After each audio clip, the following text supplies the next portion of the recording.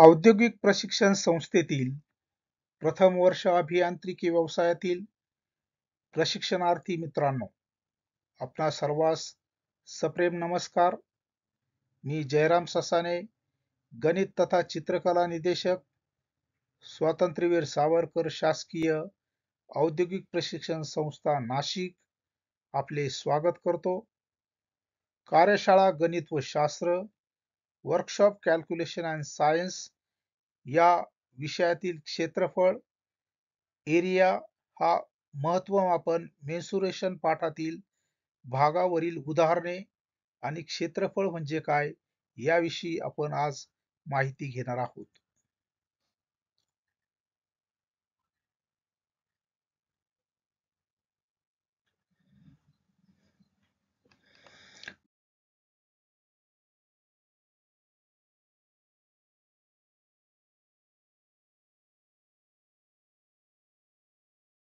क्षेत्रफळ म्हणजे काय? एखाद्या पदार्थाने पृष्ठभागावर व्यापलेल्या जागेला क्षेत्रफळ म्हणतात. आपण जर व्यावहारिक दृष्ट्या विचार केला तर आपल्याला नेहमी ऐकायला मिळते की अमुक ठिकाणी जागेचा किंवा नवीन फ्लॅटचा बाजारभाव रुपये 1500 इतका स्क्वेअर फूट किंवा स्क्वेअर मीटर आहे. थोडक्यात या ठिकाणी तो भाव क्षेत्रफळात दिलेला असतो. क्षेत्रफळामध्ये वेगवेगळ्या प्रकारच्या ज्या भौमितिक आकृत्या आहेत, जसे की त्रिकोण, त्रिकोणाचे प्रकार, चौकोन, चौकोनाचे प्रकार, वर्तुळ, वर्तुळाचे प्रकार, वर्तुळखंड, इलिप्स यांच्यावरील उदाहरणे यांची क्षेत्रफळ कशी काढायची त्यांच्यासाठी क्षेत्रफळाची असणारी जी सूत्रे आहेत, ती सूत्रे आणि त्यावरील उदाहरणे आपण या पाठामध्ये बघणार आहोत. क्षेत्रफळाचे एकक म्हणजेच थोडक्यात क्षेत्रफळामध्ये ज्या दोन किमती येतात असतात की ज्याला आपण 2D फिगर, लांबी किंवा रुंदी किंवा त्याचं त्रिज्या, वर्तुळाकृती आकार असेल हे आपण समजतो. जर आपण एम मध्ये व्हॅल्यू घेतलेल्या असतील तर चा वर्ग हे क्षेत्रफळाचं एकक तयार होतं. फीट असेल तर फूटचा वर्ग, सेंटीमीटर असेल तर सेंटीमीटरचा वर्ग, असेल मीटर असेल तर मीटरचा वर्ग, इंच असेल तर इंचचा वर्ग. या पद्धतीने लांबी ज्या एककात आपण घेतलेली आहे त्या लांबीच्या एककाचा वर्ग हे क्षेत्रफळाचं एकक होत असते.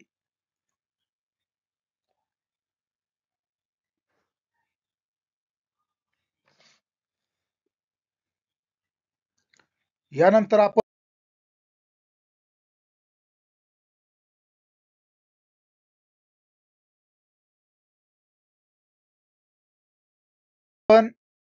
ज्या वेगवेगळ्या प्रकारच्या भौमितिक आकृत्या आहेत त्या आकृत्यांची उदाहरणं त्याच्या क्षेत्रफळाच्या सूत्रासह आपण इथं बघणार आहोत. प्रशिक्षणार्थी मित्र, क्षेत्रफळ व आकारमान, एरिया आणि व्हॉल्यूम यावरील उदाहरणे सोडवताना जर आपण उदाहरणे दिलेली आकृती काढली तर उदाहरण समजण्यास आपणास सोपे जाते. महत्वाची गोष्ट या ठिकाणी आपणास मी सांगू इच्छितो, आपण जी परीक्षा देणार आहात ट्रेड थिअरी बरोबर जे गणिताचे 6 प्रश्न सोडवणार आहात त्यामध्ये क्षेत्रफळ आणि आकारमानावरील जे प्रश्न आपणास विचारले जातील हे बहुपर्यायी टाइप प्रकारचे असतील, MCQ असतील. त्यामुळे त्याची आकृती काढण्याची गरज पडणार नाही. परंतु काही उदाहरण विचारताना फक्त आकृती व तिचे माप दिलेले असते. थोडक्यात ज्यावेळेस आपण ITI सोडून इतर ठिकाणी जाल, स्वतःचं वर्कशॉप असेल, अशा वेळेस दिलेली आकृती काढून त्याचं क्षेत्रफळाचं उदाहरण आपल्याला सोडवावंच लागेल. या ठिकाणी आपण पहिलं उदाहरण बघतो. एका त्रिकोणाचा पाया 10 सेंटीमीटर व उंची 5 सेंटीमीटर आहे. तर त्रिकोणाचे क्षेत्रफळ काढा. या ठिकाणी आपण एक त्रिकोण काढलेला आहे की ज्याचा पाया 10 सेंटीमीटर दिलेला आहे आणि त्याची उंची 5 सेंटीमीटर दिलेली आहे. त्रिकोणाची पाया व उंची दिला असता त्रिकोणाचं क्षेत्रफळाचं सूत्र आहे 1/2 पाया गुणिले उंची. या ठिकाणी सूत्रात जर आपण किमती टाकल्या, जी पायाची किंमत आपणास दिलेली आहे ती 10 सेंटीमीटर उंचीची किंमत आपणास दिलेली आहे 5 सेंटीमीटर. 1/2 गुणिले पाया गुणिले उंची. संक्षिप्त रूप दिला असता 2 ने 10 ला 5 ने भाग जाईल. 5 गुणिले 5 बरोबर 25. म्हणजेच या त्रिकोणाचे क्षेत्रफळ 25 चौरस सेंटीमीटर किंवा 25 सेंटीमीटर वर्ग इतके आपण शोधलेले आहे.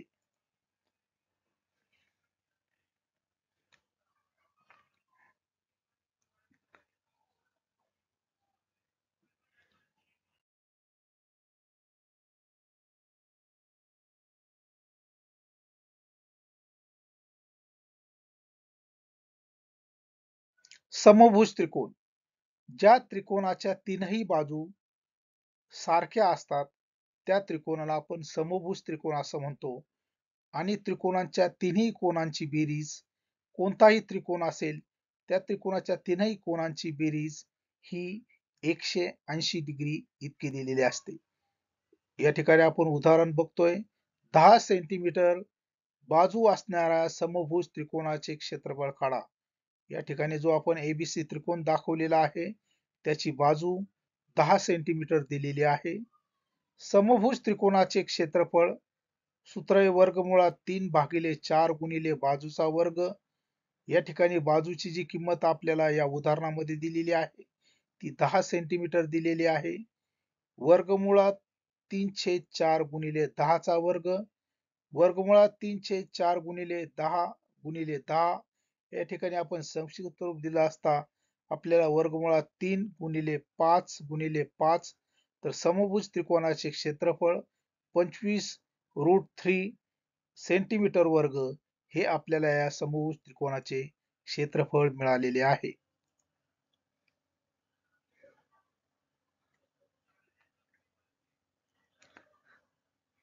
पुढचे उदाहरण आपण बघतोय बघा.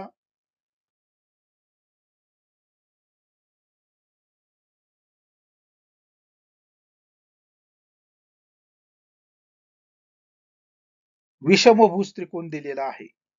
या विषमभुज त्रिकोण म्हणजेच त्रिकोणांच्या तीनही बाजू ह्या वेगवेगळ्या लांबीच्या असतील तर असा जो त्रिकोण असतो त्याला आपण विषमभुज त्रिकोण असं म्हटलं जातं.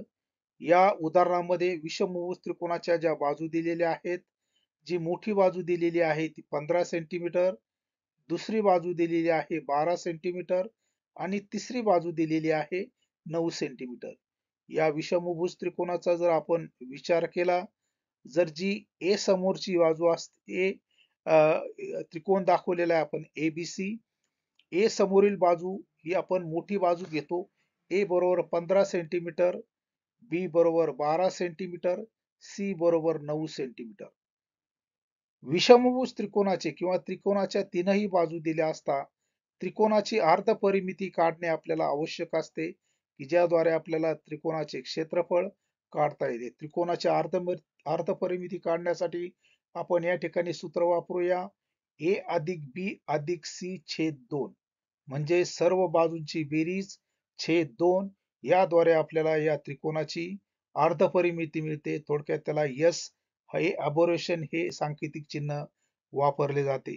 एच ची किंमत आपण या ठिकाणी काढलेली आहे 18 सेंटीमीटर.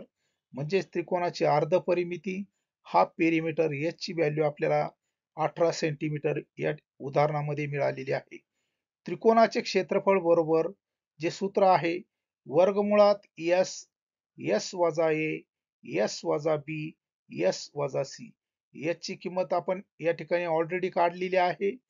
ए ची जी किंमत आहे ती 15 सेंटीमीटर, बी ची जी किंमत आहे ती 12 सेंटीमीटर, सी ची जी किंमत आहे ती 9 सेंटीमीटर.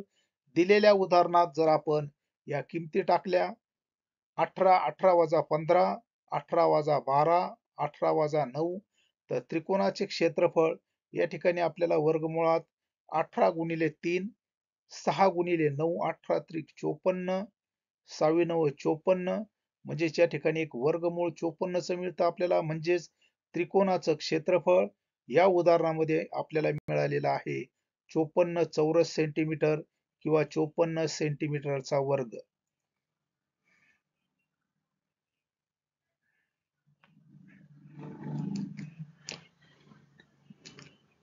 पुढे बघूया आपण चौरस.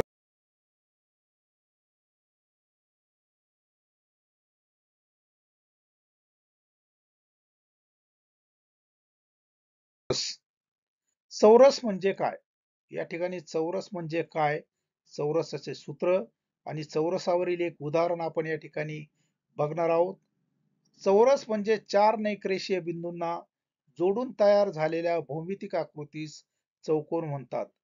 चौकोनाच्या कोनांची बेरीज ही 360 अंश असते. चौरस प्रतलीय भूमितीमध्ये चारही बाजू समान लांबीच्या आणि चारही कोन एकूप असणाऱ्या चौकोनाला चौरस असे म्हणतात. यामुळे चौरसाचा प्रत्येक कोन 90 अंशाचा असतो. प्रत्येक चौरस समांतर भुज चौकोन समभुज चौकोन असतो. सर्व बाजू समान असल्यामुळे फक्त बाजू माहित असल्यास चौरसाचे क्षेत्रफळ व परिमिती आपणास काढता येते. या ठिकाणी आपण एक उदाहरण घेतलेलं आहे. चौरस 10 सेंटीमीटर बाजू असलेल्या चौकोनाचे क्षेत्रफळ आणि कर्ण आपल्याला शोधावयाचा आहे. चौरसाची परिमिती जे सूत्र आहे 4 गुणिले बाजूंची लांबी 4 गुणिले ए. चौरसाचे क्षेत्रफळ बाजूचा वर्ग किंवा कर्ण वर्ग छेद 2. चौरसाचा कर्ण बरोबर वर्गमुळात 2 गुणिले बाजू. चौरसाची बाजू दुप्पट केल्यास क्षेत्रफळ चौपट होते. हे जे उदाहरण दिलेलं आहे 10 सेंटीमीटर बाजू असलेल्या चौकोनाचे क्षेत्रफळ. या ठिकाणी आकृती काढलेली आपण चौरसाची बाजू दिलेली आहे 10 सेंटीमीटर. चौरसाचे क्षेत्रफळ बरोबर बाजूचा वर्ग. चौरसाची जी बाजू दिलेली आहे 10, 10चा वर्ग म्हणजे चौरसाचे क्षेत्रफळ या ठिकाणी आपल्याला मिळालेले आहे 100 सेंटीमीटर वर्ग किंवा 100 चौरस सेंटीमीटर. चौरसाचा कर्ण. चौरसाच्या कर्णाचे जे सूत्र आहे वर्गमुळात 2 गुणिले बाजू. वर्गमुळात 2 गुणिले ए.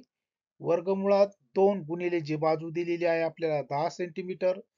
आपण हे उदाहरण सोडवलं असता आपल्याला चौरसाचा कर्ण हा याचं उत्तर मिळतं 14.14 सेंटीमीटर.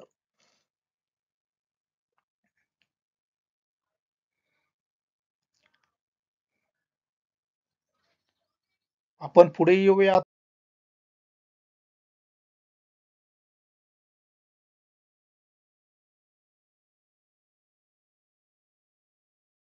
आता आयत ही जी भौमितिक आकृतीच्या हिचे काही आपण प्राथमिक माहिती आपण घेतोय. आयत ज्याला इंग्रजीमध्ये रेक्टँगल असं म्हटलं जातं. आयत ज्या चौकोनाच्या समोरासमोरील बाजू समान व चारही कोन 90 अंशाचे असतात अशा चौकोनाला आयत म्हणतात. आयताच्या समोरासमोरील बाजू समांतर असतात म्हणून प्रत्येक आयत हा समांतरभुज चौकोन सुद्धा असतो. आयताचे क्षेत्रफळ व परिमिती काढण्यासाठी दोन संलग्न बाजू म्हणजेच त्याचा पाया आणि उंची माहित असणे आवश्यक आहे. आयताचे जे सूत्र दिलेले आहेत आयताची परिमिती बरोबर 2 कंसात लांबी अधिक रुंदी. आयताचे क्षेत्रफळ लांबी गुणिले रुंदी की ज्याची लांबी म्हणजेच लेंथ, रुंदी म्हणजेच ब्रेड. एल बी असा शब्द प्रयोग आपण लांबी आणि रुंदीसाठी उदाहरणामध्ये करत असतो. आयताची लांबी बरोबर परिमिती छेद 2 वजा रुंदी. आयताची रुंदी बरोबर परिमिती छेद 2 वजा लांबी. या सूत्राने आपल्याला आयतावरील उदाहरणे सोडवता येतात. आता या ठिकाणी आपण एक उदाहरण बघतोय बघा. हे उदाहरण या पद्धतीचं आहे. एका आयताची लांबी व बाजू यांचे गुणोत्तर 6:4 असून परिमिती 600 सेंटीमीटर आहे. तर आयताचे क्षेत्रफळ काढा. या ठिकाणी आपल्याला बघायला मिळतंय की आयताच्या लांबी आणि बाजूचं गुणोत्तर आपल्याला या ठिकाणी दिलेलं आहे आणि जी आयताची परिमिती आहे ती 600 सेंटीमीटर दिलेली आहे. आपण गुणोत्तराची जी उदाहरणं सोडवतो त्याच पद्धतीने आपण आयताची लांबी 6x समजू. आयताची रुंदी बरोबर 4x समजू. आयताच्या परिमितीचं जे सूत्र आहे ते सूत्र आहे 2 कंसात लांबी अधिक रुंदी. आयताची परिमिती आपणास दिलेली आहे 600 सेंटीमीटर. 2 लांबी आपण 6x मानलेली आहे. रुंदी 4x. 600 बरोबर 6 अधिक 4 10x 2 20x. x बरोबर 600 बाय 20 दॅट इज म्हणजेच x ची किंमत आपण इथं शोधलेली आहे 30. 30 बाजू व्हॅल्यू त्याची आपण शोधलेली आहे. आयताची लांबी आपण मांडलेली आहे 6x. x ची जी किंमत आपण शोधलेली आहे ती या समीकरणात टाकली असता आपल्याला 6 गुणिले 30 180 सेंटीमीटर ही आयताची लांबी मिळालेली आहे. आयताची रुंदी 4 गुणिले 30 बरोबर 120 सेंटीमीटर ही आयताची आपल्याला रुंदी या ठिकाणी मिळालेली आहे. या उदाहरणामध्ये आपण आयताची लांबी आणि रुंदी या दोन्ही किमती आपण शोधलेल्या असल्यामुळं आपल्याला आयताचे क्षेत्रफळ काढणे हे एकदम सोपे जाईल. आयताचे क्षेत्रफळ बरोबर सूत्र आहे लांबी गुणिले रुंदी, लेंथ इंटू ब्रेड्थ. जी आपण लांबी शोधलेली आहे ती 180 सेंटीमीटर, जी रुंदी शोधलेली आहे ती 120 सेंटीमीटर. या किमती सूत्रामध्ये टाकल्या असता आपल्याला आयताचे क्षेत्रफळ हे 21,600 सेंटीमीटर वर्ग इतके मिळालेले आहे.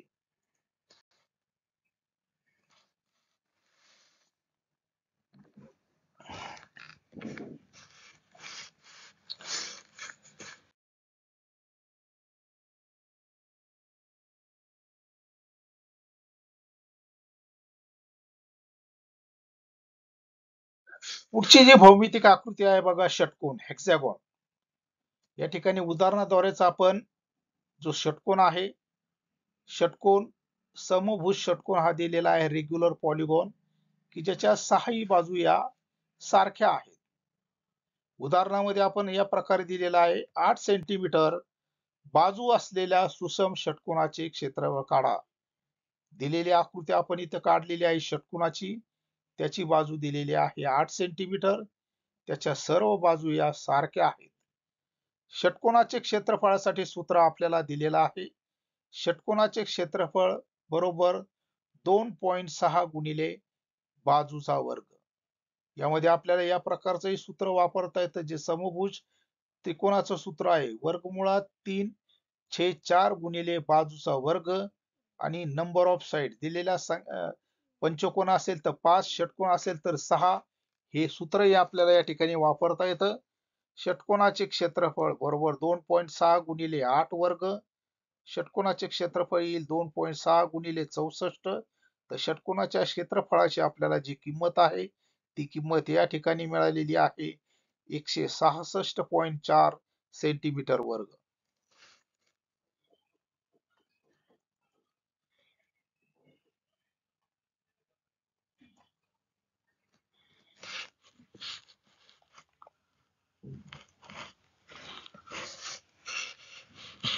इलिप्स